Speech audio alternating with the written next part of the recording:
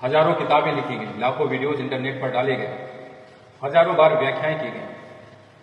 गुस्से पर कंट्रोल करने के संदर्भ में या तो बात को सही से समझाया नहीं गया, या तो बात को सही से समझा नहीं गया, और बात को सही से समझा नहीं गया इस पर मुझे संदेह है, क्योंकि एक व्यक्ति की समझ में नहीं आता।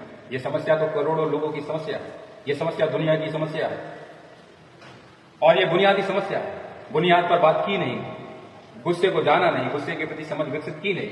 गुस्से को काबू कैसे करोगे तुम? सामने तुम्हारे कोई है नहीं, हवा में हाथ पैर फेंक रहे हो, गालियां बक रहे हो, विजय कैसे मिलेगी तुम्हें जब है ही नहीं वो? तो तुमने गुस्से को जाना नहीं, गुस्से को बांधने की कोशिश कर रहे हो। जिसे तुम जानते नहीं उसे तुम बांध रहे हो। और मेरी एक बात को स्मरण रखना, व्यक्ति जब तक कर्म अपेक्षा के साथ में करता रहेगा, उसे साथ में उपेक्षा मिलती रहेगी। गुलामी की भाषा में जब तक रिश्ते गढ़े जाते रहेंगे, व्यक्ति दुखी होता रहेगा, व्यथित होगा, उसे गुस्सा आएगा। जैसे मेरी कार, मेरी गाड़ी, मेरा शरीर, मेरी किताब, मेरी प्रेमिका, ये गुलामी की निशानी है। और जब तक तुम गुलामी की भाषा बोलोगे, फिर दुख और जितने भी वासना है, जितने भी आकर्षण है, वो तुमको घेरेंगे।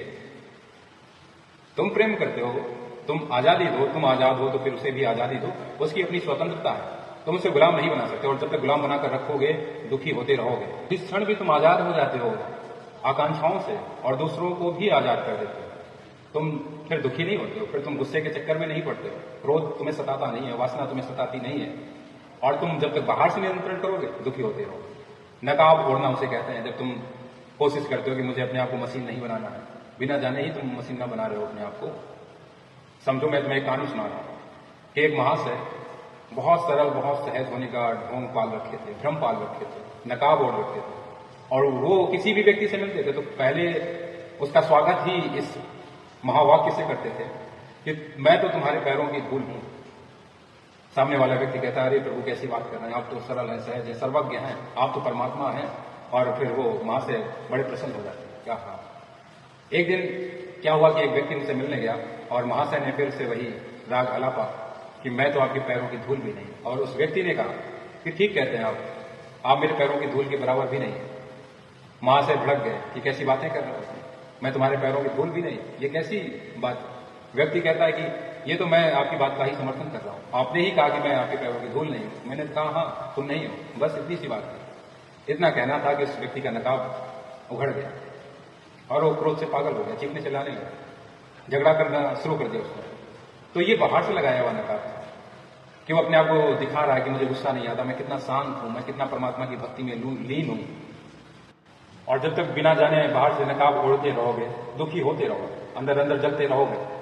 और इसकी अपेक्षा जब तुम उसे जानना शुरू कर देते हो, क्योंकि क्रोध शक्ति का ही एक भाग है, या क्रोध का ही एक रूप शक्ति है, जिद है, संघर्ष है। रेंगने वाला आदमी का संघर्ष ही उसे रीढ़ की हड्डी देता है।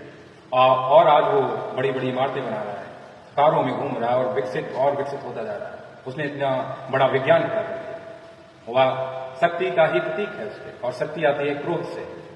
इसलिए क्रोधित होना या गुस्सा दुर्भाग्य का विषय नहीं है। हाँ, उसके प्रति समझ विकसित कर लेना यह अवश्य ही सौभाग्य का विषय है।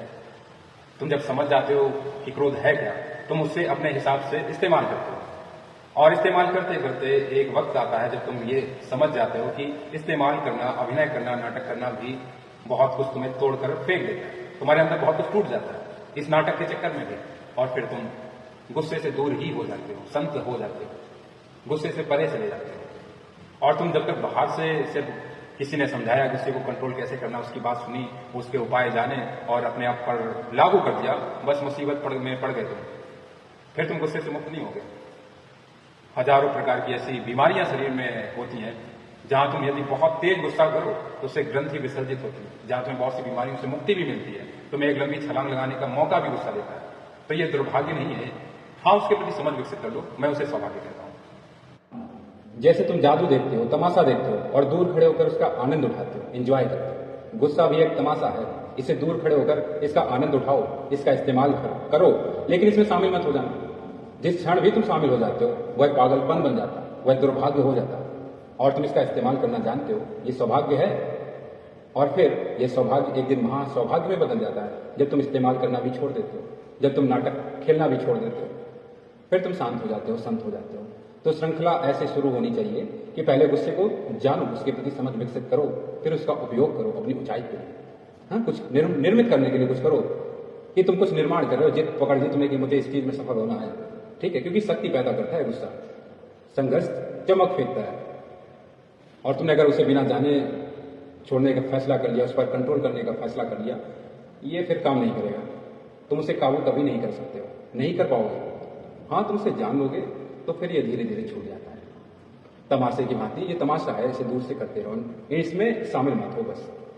और फिर मां सौभाग्य बन ही जाएगा कि जब तुम इसे समझ जाओगे, इसका उपयोग भी करना सीख जाओगे और फिर एक दिन इसे छोड़ भी दोगे और उसी क्षण तुम संत हो जाते हो।